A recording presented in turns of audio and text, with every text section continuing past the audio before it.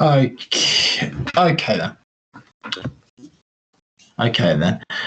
I'm sorry I've not been able to teach this lesson, and everyone else that could potentially teach this lesson is busy doing other things. So unfortunately, you're going to have to deal with a video for today's lesson. The lesson's in two parts, but the first part I'm going to do some teaching. I'm going to talk you through some bits and pieces, and then I'm going to give you a task to do, which you'll need to do in the second one of those two lessons. Okay, so the starter is this. Okay, I've put orange squash in the glasses, and if I top all three of these glasses up with water, which would be the most concentrated, and why is this? Okay, so obviously the right hand one is going to be the most concentrated, and it's the most concentrated because if you look at the number of squash particles in there, okay, there's going to be a lot of squash particles compared to very, very little water. Okay, whereas on the left hand one, there's going to be lots of water, and those squash particles, the ones that actually have the squash taste, okay, they're going to be very, very spread out. Okay, now if this was acid, okay, instead of squash, the right concentrated, because those acid particles are going to be throughout most of the glass. Okay, whereas on the left hand side, those acid particles are going to be much, much more spread out.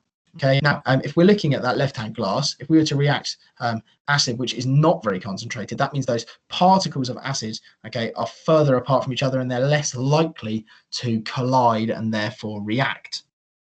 Okay, and that's what we're looking at today. Okay, how does concentration affect the rate of a chemical reaction? So that's the title. Can you stick it in your books?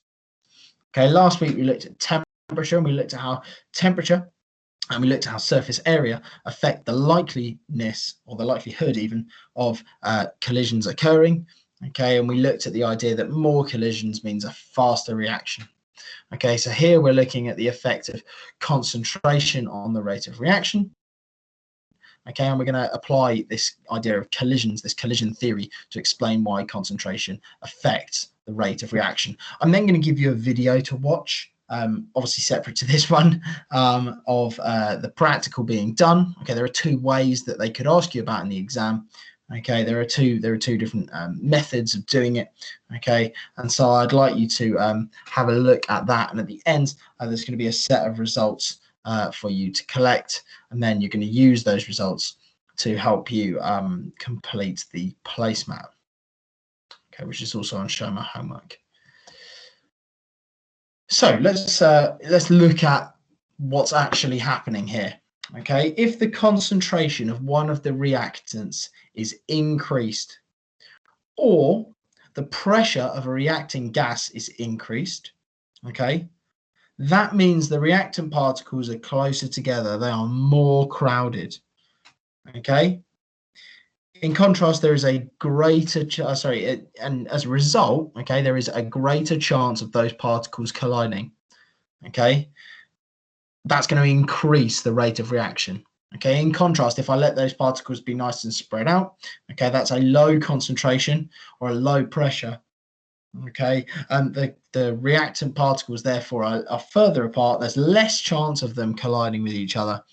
Okay, and as a result, the rate of reaction decreases, it goes down.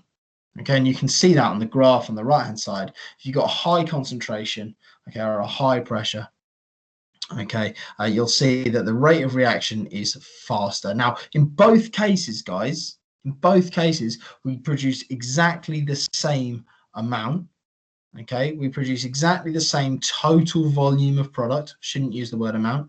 Exactly the same amount of mass, or exactly the same amount of volume of the product.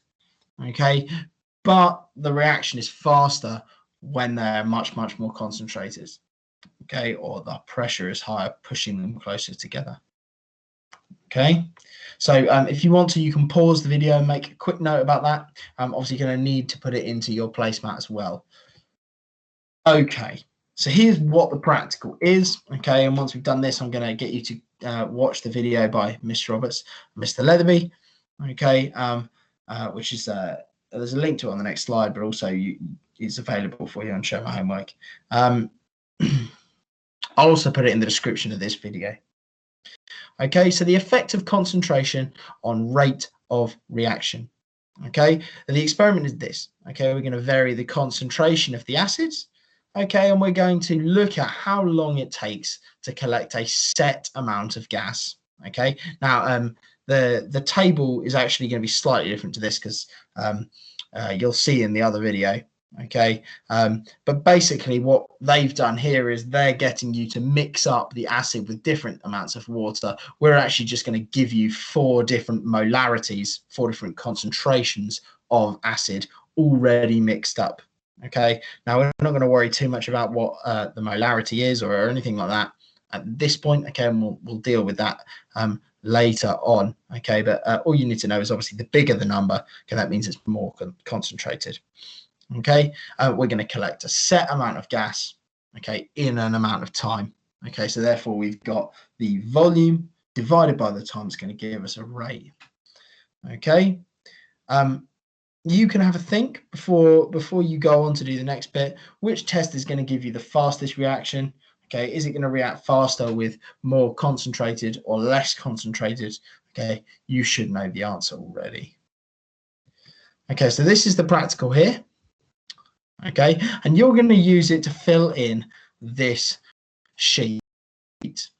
Okay, so you're going to watch 2 different methods of doing it. Okay, I'd like you to write about both methods in here. Okay, you can draw some diagrams. I don't mind how you fill it in. Okay, but I'd like you to talk about both different types of method. Okay, but Mr. Letherby and Miss Roberts will explain that to you.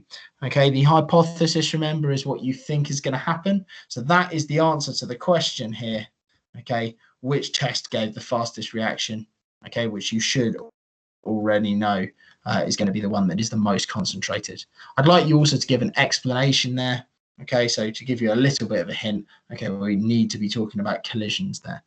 The considerations, mistakes, and errors, I think they briefly mention it in the video, but I will tell you for free that the moment you put the acid with the magnesium strips, okay, or the calcium chips, or whatever it is that you're using, okay, there is a second or so before you're able to get the bung into the tube where some gas is lost, and that's a huge consideration or a mistake or an error. It's particularly bad if you're using a powder. Okay, there's not a huge amount you can do about it. Okay, you just have to know going in that that's something that's going to happen. Okay, obviously one of the ways you can reduce some of the other errors you might make, okay, will be to repeat it, but that one you're going to have the same error every time. Okay, it's a systematic error. Okay, the variables, remember the independent variable, okay, is the thing that we are changing. Okay, the independent variable is the thing that we are changing. So think about what is different in each one. What are we physically changing? The dependent variable is what we are measuring. Okay, and then think about some control variables to put in there. Safety precautions, obviously we're using acid. So you're going to think about all the things that we want to do there. Also, because we're collecting gas, it's really important that that gas isn't allowed to build up in a sealed area. Now, most of the time, gas will force itself free without causing too many issues. Okay, but you could potentially have a problem with the buildup of gas. Okay, that could lead to something exploding. Okay, it's very, very unlikely because in this case, if you're using a gas syringe, the syringe moves, okay, and would be released and the gas will be able to get free. Okay, or normally in the lab, what would happen if you did this was the bung would simply pop off rather than the glass breaking. But still one to consider. Obviously, you're going to want goggles, those kinds of things. Now, the graph here, okay, we are looking at, you're going to need to use the results from the other video, okay, that I'm going to leave as a link. Okay, here's one diagram. Okay, so you don't actually need to draw this diagram. The other diagram that you're going to need to draw up here, okay, in this bit that says method, the other diagram, I would suggest you draw a copy of the gas syringe. It looks exactly like this, okay, except instead of having this delivery tube and underwater, it literally just goes into a tube, okay, that you can label gas syringe with a little plunger on the end of it. Okay, rates of reaction questions. Okay, give these a go, see what you can do. Okay, answer this question here. What does your graph show you? it should show you, I hope, that the more concentrated it is, the faster the reaction takes place. Okay, so those are the things I'd like you to have a look at. Okay, I'd like you to get this completed hopefully on the Monday. On the Wednesday, we will have a Teams meeting and you can ask me any questions or bits that you didn't quite understand. Okay, again, I'm really sorry that you've had to do this kind of off of a YouTube video and all this kind of thing. I'm sorry, that's just the way that the dice have fallen. But as I say, I will meet with you on for our lessons on Wednesday, and you can ask me any questions you've got then. Okay, I hope that you are all well and you've had a nice half term. Okay, good luck. And as I say, any questions, you can ping them on Show My Homework, or better yet, even ask me on Wednesday.